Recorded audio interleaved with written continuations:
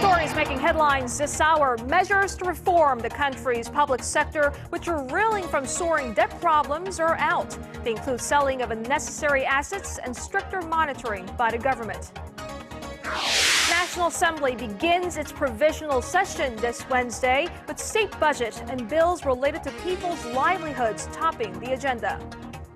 Plus, in Washington, the U.S. Congress strikes a budget deal, bringing truce and minimizing shutdown threats in the country. Well, these stories and more next on Primetime News.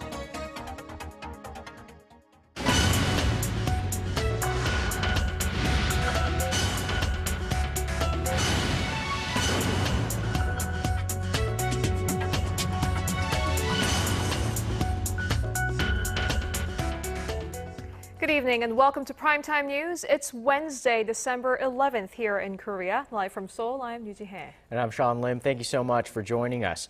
We begin with the reality check issued to the nation's public sector. The Korean government has laid out measures aimed at cleaning up debt and fixing management at troubled public firms. From intensive state monitoring to a submission of detailed financial reports, as our Hwang Ji-hye tells us, public sector reform is now serious business.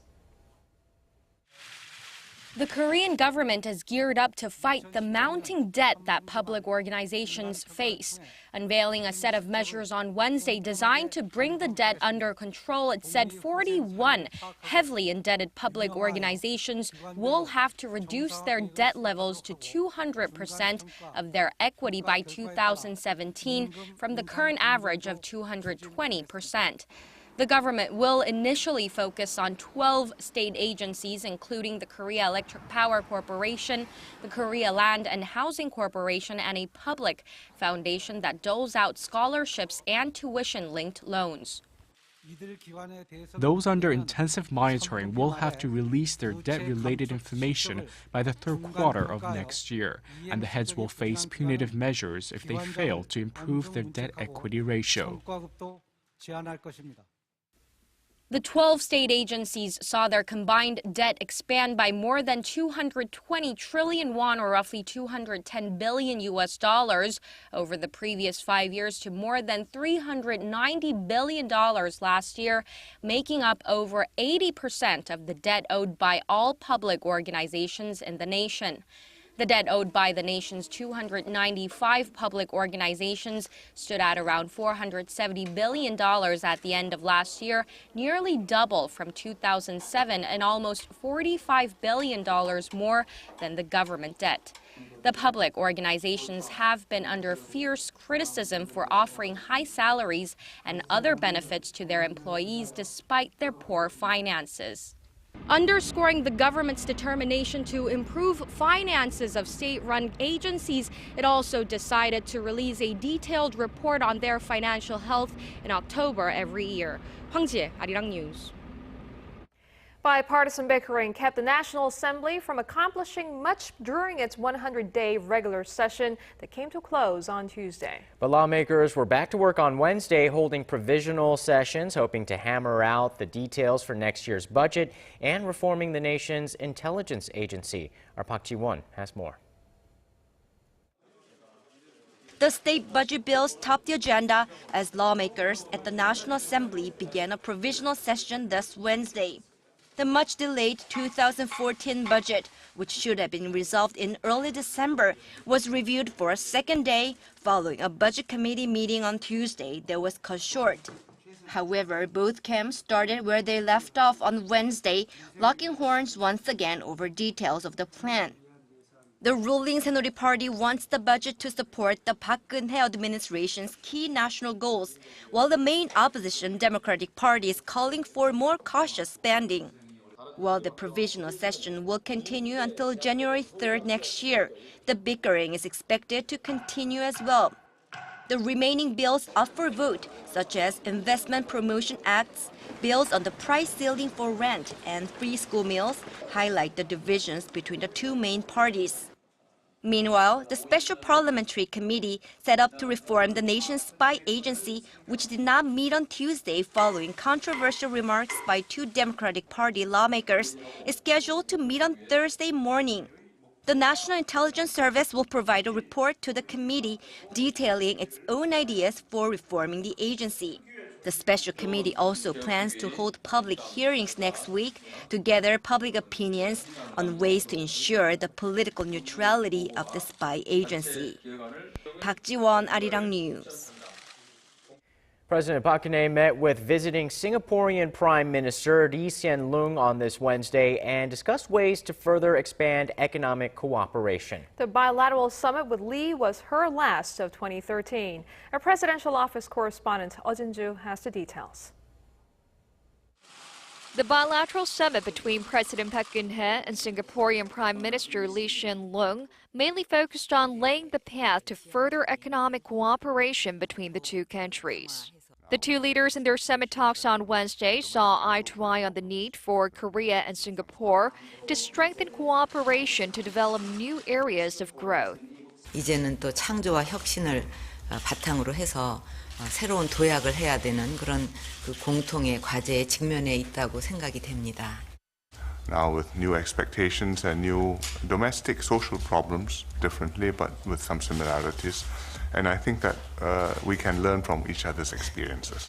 The two leaders promised to work together in entering third markets, especially ASEAN member countries, combining Korea's competitiveness in the construction, IT, and manufacturing sectors, and Singapore's strength in finance and distribution.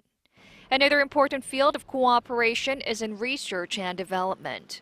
The two sides decided to open the first meeting of a joint science and technology committee set up back in 1997 and also signed a biomedical MOU to expand their technological cooperation to the nano-robot industry. The summit talks with Lee were President Park's last of 2013. It's been a busy year on the diplomatic stage for the president. Since her inauguration in February, she's held a total of 30 bilateral summits with world leaders and made 5 overseas trips to the U.S., China, Russia, Southeast Asia, and Europe. She was successful in securing support for her North Korea policy from other countries, including permanent member nations of the UN Security Council. Through her sales diplomacy, Korea saw progress in FTA talks with many nations, including Indonesia, Vietnam, and Canada, and won support for Korean companies. However, there remain challenges for President Park when it comes to China and Japan. China's unilateral announcement of a new air defense zone has raised tensions in the region, and the Korean government still has unresolved matters with Tokyo, such as the Japanese government's push to exercise its collective self-defense and other historical issues. Oh Jin-ju, Arirang News. Well, speculations are rife about the latest purge of Chang Sung-taek, the uncle of North Korean leader Kim Jong-un. There are looming questions as to how his dismissal will affect the regime's bilateral ties with China. Chung has long played an important role in Pyongyang's business with Beijing, but now there are reports that the North's leadership may feel Chung's deals shortchange the regime. Our Hwang Sung-hee explains. One of the crimes that the now ousted uncle of North Korean ruler Chang Sung-taek is accused of is selling off the nation's precious resources at cheap prices. Chang, who was known as one of North Korea's major economic policymakers, exercised a lot of control and influence over firms, trade, and investment with China. Chang Sung-taek was a key player in dealing with Beijing. And experts here say that Chang's dismissal will inevitably deal a huge blow to North Korea-China relations. Chang was known to be in charge of a joint economic zone with Beijing near the Chinese city of Dandong, with plans to bring in North Koreans to work in Chinese factories. However, progress has been slow, and just before Chang first went missing, Pyongyang announced a new separate economic zone at Sinuiju without consulting Beijing. And the latest accusations surrounding Chang mean that Kim Jong-un and others may seek to renegotiate with China based on a belief that the previous terms of trade were not in North Korea's favor. Such a move may cut off future business deals with Beijing, Pyongyang's closest ally and biggest benefactor.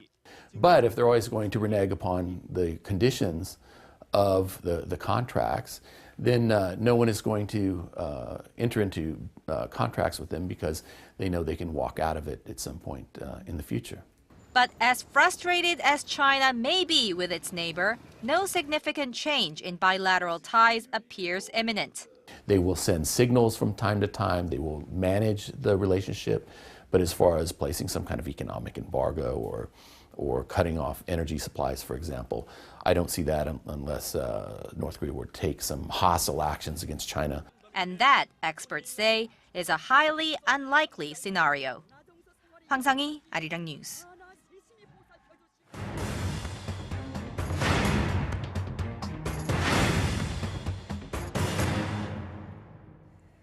For the first time since 2008, Hyundai, Korea's largest automaker, has revamped the luxury Genesis sedan to elevate its brand image and to grab a bigger share of car sales overseas. Well, the new Genesis models hope to expand sales by competing more boldly with other high-end models, including BMW, Mercedes-Benz, and Lexus.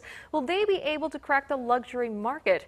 Our Kim Young-gil joins us tonight to shed light on Hyundai's shifting mindset. Now, Young-gil, tell us about this new generation car. Well, hello, Jay and Sean. Well, on November 26th, Hyundai Motor revealed a sleek, revamped version of its new premium sedan, the Genesis, designed to inject some momentum in its key domestic and global markets. It is Hyundai's first all-wheel drive sedan. The model's use of more ultra-high-strength steel makes the vehicle sturdier and lighter than typical steel, giving the 3.3-liter model a fuel economy of 9.4 kilometers per liter. It is also equipped with a carbon dioxide sensor that can adjust its ventilation system to prevent driver drowsiness and comes equipped with the latest in cutting-edge safety technology. The price tag in Korea comes in at between $45,000 and $65,000 depending on the model.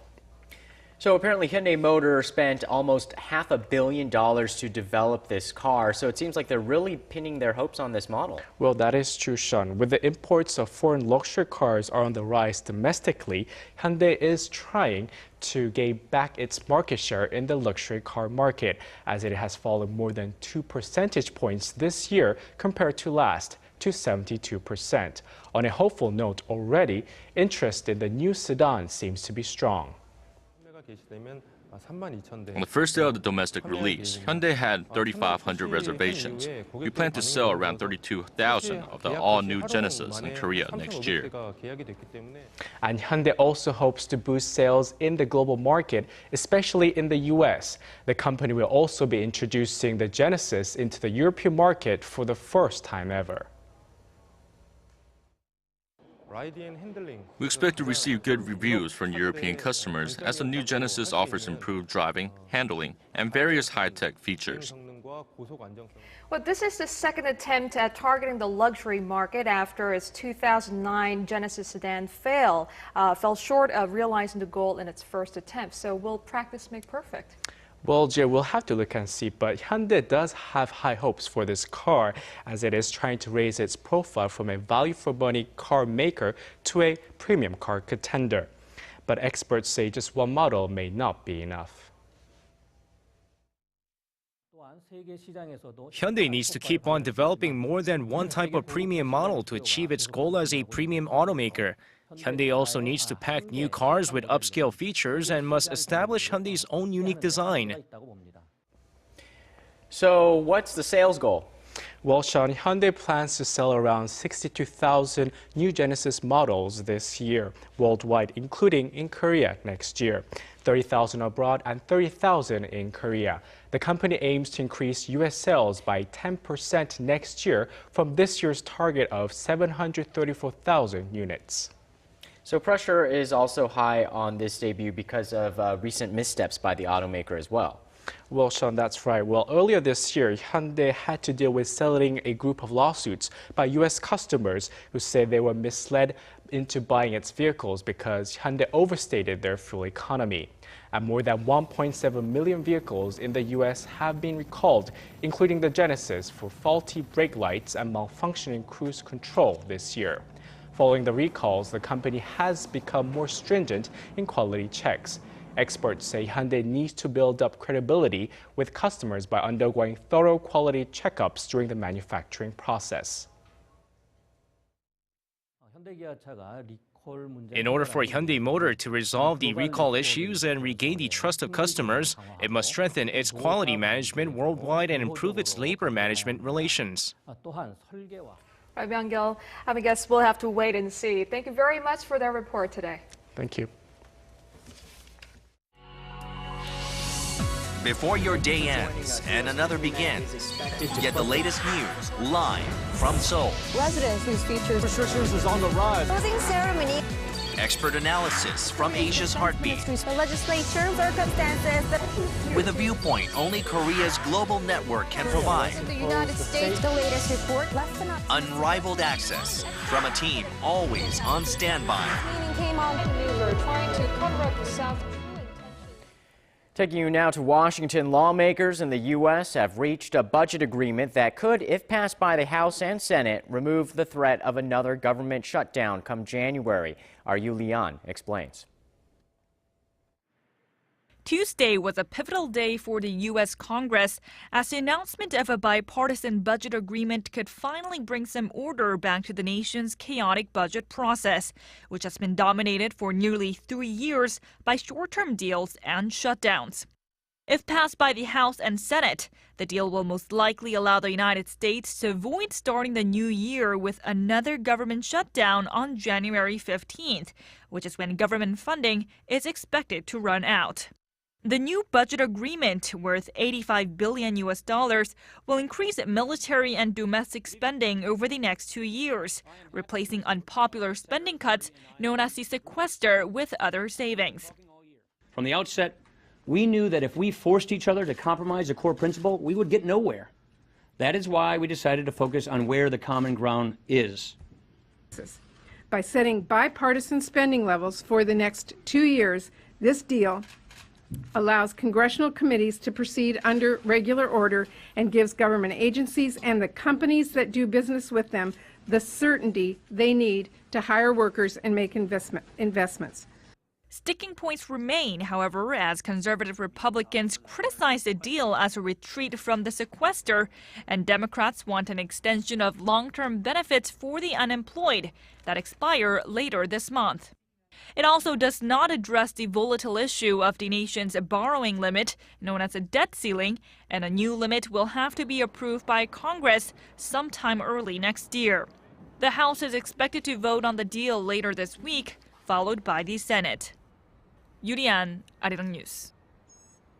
For the 8th consecutive year, Korea's Incheon International Airport has been named the world's best airport. Global Traveler, a U.S.-based travel magazine, gave Incheon Airport the main getaway to Seoul the highest scores for its overall facilities and service based on a survey of some 20,000 readers this year. Ranking right below Incheon are Singapore's Changi Airport, followed by Amsterdam Airport Schiphol in the Netherlands and Dusseldorf International Airport in Germany.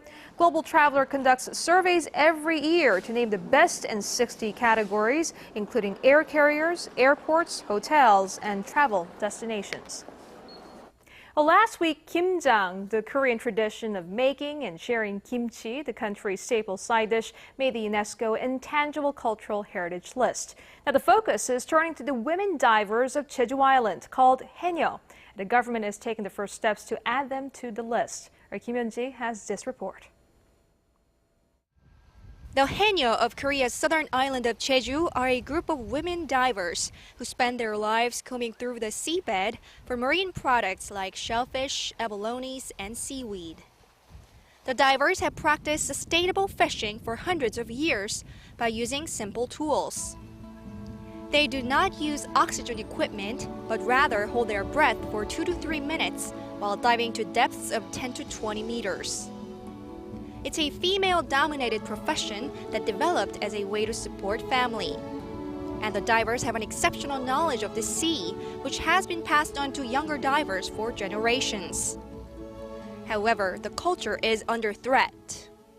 In 1962, there were more than 26,000 haenyeo in Jeju, but the number dropped to below 4,600 in late 2012. Fewer younger women are joining the profession, and most of the remaining haenyeo divers are in their 70s. Lawmaker Kim Jong-woo held a public hearing Wednesday as part of efforts to have Haenyeo listed as a UNESCO cultural heritage. The Haenyeo have formed a unique female-led community culture in Jeju. If Haenyeo is listed as a UNESCO heritage, the government can provide financial support and quickly come up with the measures to preserve this culture. 54-year-old diver Hong Kyung-ja says protecting Haenyeo means preserving Jeju's marine ecology. We Haenyeo dive into the sea under the principle of working and living in harmony with Mother Nature. We never pick small sea snails or abalones. We wait until they grow. We wait until the marine environment is fully developed. Experts at the hearing stressed that it is crucial to appeal to UNESCO how this important heritage may die out soon if systematic efforts to preserve it aren't taken. They also said Korea should be able to communicate to the world how Haenyeo has existed for ages and how it will continue to be an important part of Korean culture, which was something that helped Kim Jong make it on the UNESCO Intangible Heritage list last week. Kim Hyun-ji, Arirang News.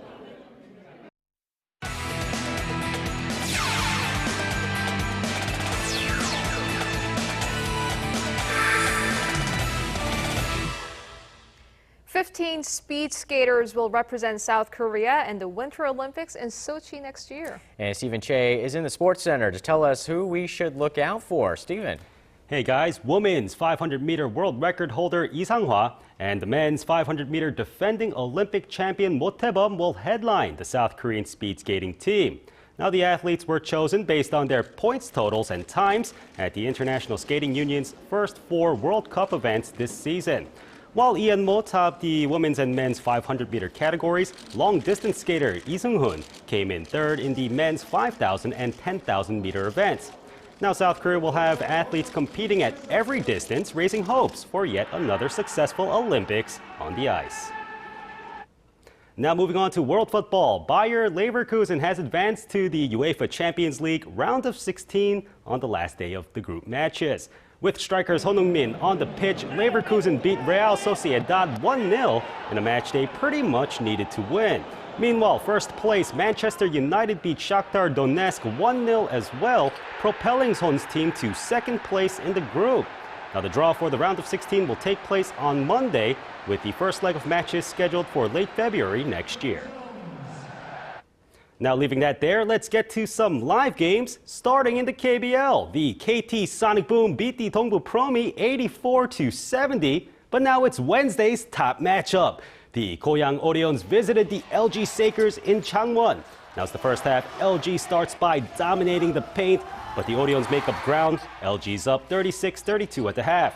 Now the Orions sink in the third, but make it up in the fourth.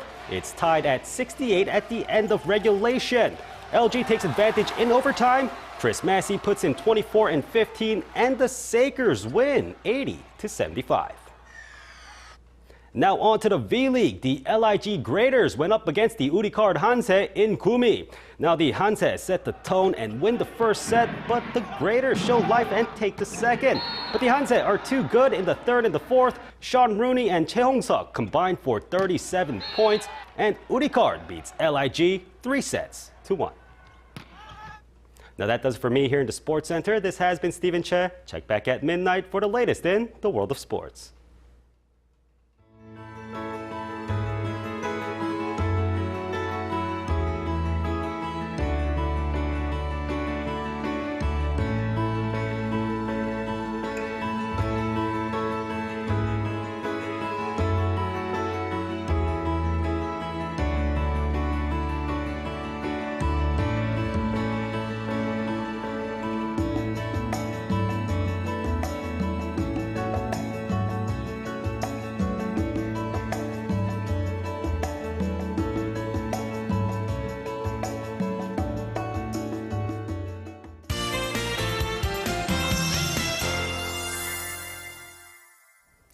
Record-breaking amounts of snowfall have been falling on the northeastern United States over the past 4 days. Although it did snow here in Korea as well on Wednesday, it wasn't all that much. For details, let's go over to our Kim Bo-kyung at the Weather Center.